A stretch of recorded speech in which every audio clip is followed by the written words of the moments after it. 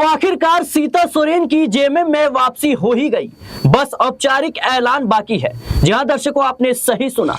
लोकसभा चुनाव से ठीक पहले हेमंत सोरेन के खिलाफ बगावत करके भाभी सीता सोरेन भारतीय जनता पार्टी में शामिल हो जाती हैं। दुमका से लोकसभा का चुनाव लड़ती हैं, बीजेपी उन्हें टिकट देती है, विधानसभा में भी उन्हें टिकट देती है जामताड़ा से, लेकिन लोकसभा और विधानसभा दोनों ही चुनाव में उन्हें हार का मुंह देखना पड़ता है।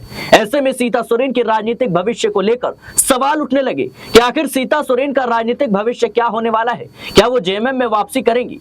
हालांकि देखा जाए तो जिस तरीके से सीता सोरेन होली के दिन यानी हाल ही में जब हेमंत सोरेन के पैतृक गांव बात करें तो वहां पर पूजा का आयोजन किया गया था और उस पूजा समारोह में जो अपनी बेटियों के साथ सीता सोरेन पहुंची, परिवार के साथ मुलाकात की, सास ससुर के साथ मुलाकात की और अब माना जा रहा है कि बस उनके ऐलान की देरी है, यानी अब जेएमएम में वो वापसी कर चुकी है। बड़ा सवाल यह है कि आखिर इस ऐलान में देरी क्यों हो रही है जब सीता सोरेन जेएमएम में वापसी कर चुकी है, क्योंकि ये बातें यूं ही नहीं कही जा रही। हेमंत सोरेन की चचेरी बहन रेखा सोरेन ने ये बयान दिया है कि सीता सोरेन और जो परिवार के बीच ताल्लुकात थे वो अच्छे हुए हैं, बेहतर हुए हैं, जो गिले शिकवे थे वो दूर हुए हैं और जल्द ही वो पार्टी में शामिल होंगी। इसका ऐलान महज बाकी है। रेखा जो सोरेन है इनका ये बयान। दूसरी तरफ देखा जाए तो हेमंत सोरेन की तारीफ लगातार सीता सोरेन के द्वारा की जा रही है, चाहे वो मैया सम्मान योजना हो या फिर राज्य में सबकी भागीदारी को लेकर हो। सीता सोरेन विपक्ष में होने के बावजूद सरकार की तारीफों की पुल बांध रही है। अपने जो देवर हैं हेमंत सोरेन जो कि झारखंड के मुख्यमंत्री हैं, उनकी तारीफ करती हुई नजर आ रही हैं। सवाल ये उठ रहे हैं कि सीता सोरेन अगर जेएमएम में आती हैं तो उन्हें कौन सी महत्वपूर्ण जिम्मेदारी मिलेगी, क्योंकि कई ऐसे विभाग हैं जो हेमंत सोरेन ने अभी भी खाली रखे हुए हैं। मेरे साथ इस मुद्दे पर विस्तार से चर्चा करने के लिए सहयोगी अमन सर मौजूद हैं। सर, जिस तरीके से सीता सोरेन को लेकर लगातार कयास लगाए जा रहे हैं, अब जो हेमंत सोरेन उनके पैतृक गांव में पूजा का आयोजन किया गया जिसमें परिवार के तमाम लोग मौजूद रहे और सीता सोरेन अपनी बेटियों के साथ वहां पर पहुंची, सास ससुर से मुलाकात की, हेमंत सोरेन और कल्पना सोरेन से भी मुलाकात हुई। रेखा सोरेन जो कि हेमंत सोरेन की चचेरी बहन है, उन्होंने साफ तौर पर कह दिया कि परिवार के साथ जो ताल्लुकात है वो बेहतर हुए हैं और गिले शिकवे हैं वो खत्म हो गए हैं, जल्द ही वो पार्टी में शामिल होंगी। कैसे देख रहे हैं? देखिए, पहली बात तो मैं ये कहूंगा सिराज की अपने तो अपने होते हैं और इस तरह की बात मैं आपके एक और प्रोग्राम में भी बात कह चुका था जब सीता सोरेन बीजेपी के अंदर शामिल हुई थी, क्योंकि देखिए आज नहीं तो कल उनको वापस अपने कुनबे में अपनी पार्टी में आना ही था। बीजेपी में जिस तरह वो शामिल हुई थी, कई बार ऐसा होता है कि इंसान अपनों से रूठ जाता है और उनसे रूठ कर कुछ ऐसा फैसला करता है जो कहीं ना कहीं जो बर्दाश्त करने के लायक भी नहीं होता, लेकिन देखिए समय के साथ में वो चीजें बर्दाश्त की जाती हैं। अब जब सीता सोरेन बीजेपी में चली गई, वहां पर चुनाव भी लड़ लिया और चुनाव हार भी गई, उसके बाद अब उनकी पूछ जो थी बीजेपी में कम होती हुई नजर आई। आपको अगर ठीक ठीक याद हो कि जिस समय प्रचार प्रसार चल रहा था उस समय हेमंत बिस्वा शर्मा ने एक बात कही थी कि अगर बीजेपी सरकार सत्ता में आती है तो वो दुर्गा सोरेन की कहीं ना कहीं जांच करवाते हुए नजर आएंगे। जिस तरह से उनका निधन हुआ था उसकी जांच करवाएंगे, यानी कि एक तरीके से अपने ही परिवार के खिलाफ तमाम बातें शायद बीजेपी को बताई होंगी सीता सोरेन ने और उसको लेकर जिस तरह से बयानबाजी हुई। लेकिन अब वो बयानबाजी कल की बात हो गई है, क्योंकि अब लगातार सीता सोरेन हेमंत सोरेन की न सिर्फ तारीफ कर रही हैं बल्कि उनके कामों की सराहना करती हुई नजर आ रही है कि चाहे मैया योजना हो या और जो डेवलपमेंट के काम लगातार झारखंड में हो रहे हैं, इन सब चीजों को लेकर कहीं ना कहीं सीता सोरेन हेमंत सोरेन यानी अपने देवर की तारीफ करते हुए नजर आ रही हैं। और अब जब वो उनके गांव पहुंची है, पूजा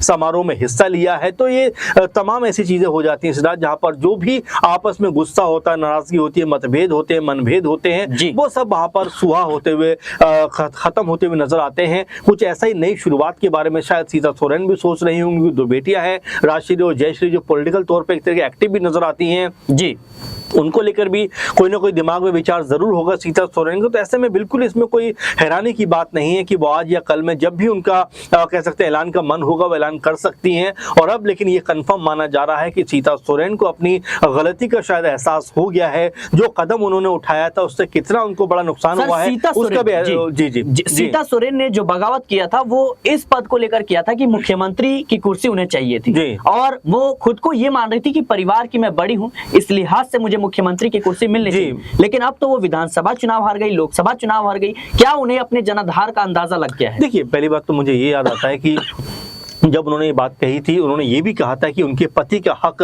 जो बड़े भाई होने के नाते सीएम पद के ऊपर था, अगर वो नहीं है तो इस सीट के ऊपर कहीं ना कहीं उनका हक बनता था। लेकिन अब शायद वो एक्सेप्ट कर चुके हैं कि हेमंत सोरेन जिस तरीके से इस पद की गरिमा को बरकरार रखे हुए हैं, जिस तरह से इस पद के ऊपर जिम्मेदारी से काम करते हुए नजर आ रहे हैं, वाकई में उनको इस काम के लिए उनकी तारीफ होनी चाहिए और वो तारीफ करते हुए भी नजर आ रहे हैं। और देखिए, बहुत सारी बातें ऐसी होती हैं जो एक समय आदमी सोचता जरूर है, लेकिन जैसे समय बीतता है उसको तमाम सच्चाइयों को, तमाम जो चीजों का अंदाजा अच्छे से हो जाता है। इसीलिए अब शायद सीता सोरेन को भी लग गया है कि अगर वो अपने परिवार में वापस नहीं आई तो उनका जो राजनीतिक करियर है वो भी कहने का स्टॉप होता हुआ नजर आएगा, वो खत्म होता हुआ भी नजर भी आ सकता है, क्योंकि बीजेपी के अंदर उनकी जो इस समय स्थिति है कोई बहुत ज्यादा ताकतवर नजर नहीं आती, कोई बहुत ज्यादा उनकी पूछ नजर नहीं आती। यहां तक कि अब उनके बारे में कोई बात भी नहीं करना चाहता बीजेपी के अंदर। जहां तक ये कहा जा रहा था कि उनके पति की मौत की जो तमाम चीजें होंगी उनको दोबारा इन्वेस्टिगेशन किया जाएगा, आज उनके बारे में कोई बात भी नहीं करना चाहता। तो सब ये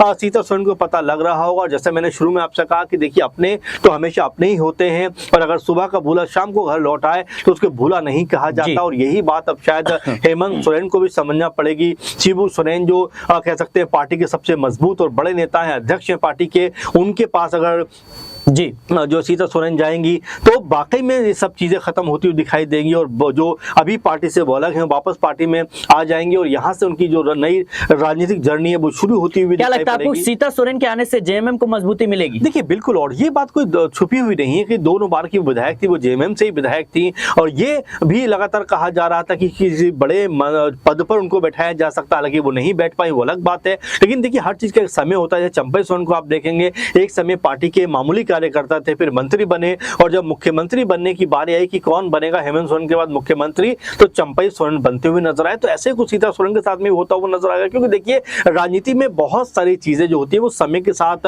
आपको मिलती हुई दिखाई देती हैं। सीता सोरेन ने जिस तरह से उतावलापन का परिचय दिया, जिस तरह से अपने हकों के लिए ज्यादा उग्र जो उन्होंने रास्ता अपनाया, वो कहीं ना कहीं उनके ऊपर भारी पड़ता हुआ दिखाई पड़ा। उनको ये ऐसा लग रहा था कि अगर वो बीजेपी में जाएंगी तो शायद बीजेपी में जाकर उनका भला होता हुआ दिखाई पड़ेगा, वो आसानी से सीट को जीतती हुई नजर आएंगे। लेकिन देखिए, 28 जो आदिवासी बहुल कह सकते हैं सीटें थी, वहां पर चंपई सोरेन भी इसी उम्मीद में आए थे कि अगर बीजेपी में आकर वो चुनाव लड़ेंगे तो शायद अपने साथ में और ज्यादा सीटें जीतते हुए नजर आएंगे। लेकिन देखिए, जब परिणाम सामने आते हैं सिराज, तो यहाँ पर महज एक आदिवासी सीट जीत पाते हैं, वो खुद चंपई सोरेन, और बाकी 27 जो आदिवासी बहुल क्षेत्र की सीटें होती हैं वो सारी की सारी सीटें बीजेपी हार जाती है, और ये 27 सीटें जेएमएम के पक्ष में चली जाती हैं। तो आदिवासियों को जो प्रेम अटूट था कह सकते हैं कि हेमंत सोरेन के लिए, वो आज भी वैसा ही है। और जो कार्ड बीजेपी ढूंढ कर लाई थी कि अगर सीता सोरेन को लेकर आया जाएगा या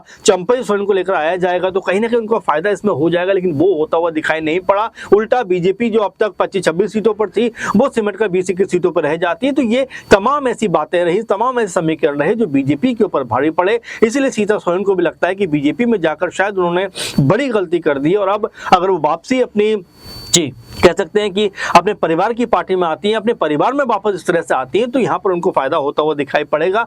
भले ही कोई बड़ा पद उनको मिले ना मिले, लेकिन इज्जत सम्मान उनको मिलेगा, क्योंकि घर की वो बड़ी बहू है। और जाहिर बात है कि हेमंत सोरेन भी उनको जिस तरह मान सम्मान करते हैं, परिवार उनको मान सम्मान करता है, तो उनका जो इज्जत है, जो सम्मान है, वो पार्टी में आकर बढ़ता हुआ नजर आएगा। और साथ में हो भी सकता है कि यहाँ पर सरकार के अंदर भी कोई बड़ा पद उनको मिलता हुआ दिखाई पड़े, या बड़ा पद उनको जो है नसीब होता हुआ दिखाई पड़े, क्योंकि राज्यसभा को लेकर लगातार जो कह सकते हैं कि गुंजाइश बनती हुई आ रही है, चर्चा बनती हुई आ रही है, उसमें हो सकता है कि सीता सोरेन का नाम कहीं ना कहीं ऐड होता हुआ दिखाई दे। तो फिलहाल अगर वो वापस आती है तो कई तरह के फायदे यहाँ पर उनको हो सकते हैं। जी बिल्कुल दर्शकों, सीता सोरेन को लेकर लगातार कई सवाल उठ रहे हैं। एक तरफ जहां ये बात लगभग तय हो गया है कि कहीं ना कहीं सीता सोरेन जेएमएम में वापसी कर चुकी हैं, बस ऐलान होना बाकी है, क्योंकि परिवार के साथ लंबे वक्त के बाद वो नजर आई हैं। जब से वो भारतीय जनता पार्टी में शामिल हुई उसके बाद से वो परिवार के साथ दूर ही नजर आई थी। लेकिन अब जिस तरीके से हेमंत सरकार की तारीफ कर रही हैं, परिवार के साथ नजर आई, पूजा समारोह में पहुंची, अब कहीं ना कहीं माना यह जा रहा है कि ऐलान होना बाकी है, सही समय का इंतजार है। लेकिन अब यही देखा जा रहा है कि कब वो ऐलान होगा और कौन सी उन्हें जिम्मेदारी जो है जेएमएम में मिलेगी। फिलहाल के लिए सीता सोरेन को लेकर आपकी क्या राय है, हमें कमेंट बॉक्स में जरूर बताएं। देश और दुनिया की तमाम खबरों के लिए बने रहे नेक्स्ट 9 न्यूज के साथ।